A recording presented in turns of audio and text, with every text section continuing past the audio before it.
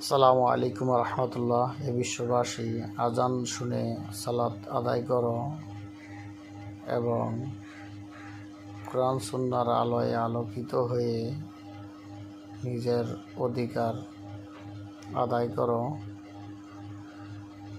এবং দুনিয়া এবং আখিরাতের জন্য নিজের জীবনকে সফল কাম করে তোলো। কারণ কোরআন সুন্নাহের আলো ছাড়া দুনিয়া এবং আখিরাত দুটি অন্ধকার।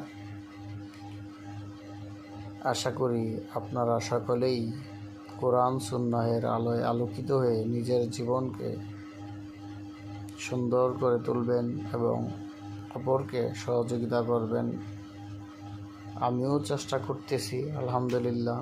আপনারা সকলে দোয়া করবেন যাতে নিজের জীবনকে কোরআন সুন্নাহের আলোয় আলোকিত করে দুনিয়া এবং আখিরাতের জন্য সফলকাম হয়ে যায়।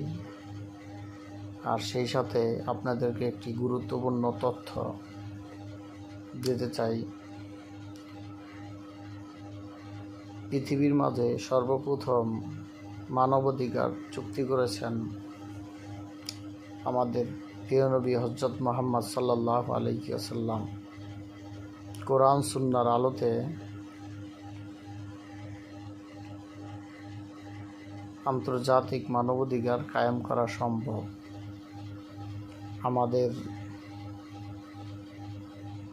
বর্তমান বিশ্বে বিভিন্ন ধরনের মতবাদ আছে, কিন্তু সর্বোত্তম আইন হচ্ছে আল কোরআনের আইন, যে আইন সর্বস্তরের জনগণ এবং জাতপাত নির্বিশেষে সবার জন্য মৌলিক অধিকার দিয়েছেন এবং সেই অধিকারে বিন্দু পরিমাণ কারো জন্য বেশি বা কম দেওয়া হয় নাই।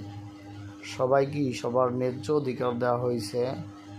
আমাদের দেশের কিছু কুলাঙ্গার বলে নারীদেরকে নাকি অধিকার হরণ করা হয়েছে। এটা মিথ্যা কথা। কোরআন সুন্নাহর আলোয় যদি ওই কুলাঙ্গাররা আলোকিত হতে পারত তাহলে আর এই কথা বলতো না। আপনারা সকলেই তাদের হেদায়েতের জন্য দোয়া করবেন যাতে ওই কুলাঙ্গাররা কোরআন সুন্নাহর আলোয় আলোকিত হয়ে সঠিক বুঝদান পান। আল্লাহ সুবহানাহু ওয়া তাআলা সকলকে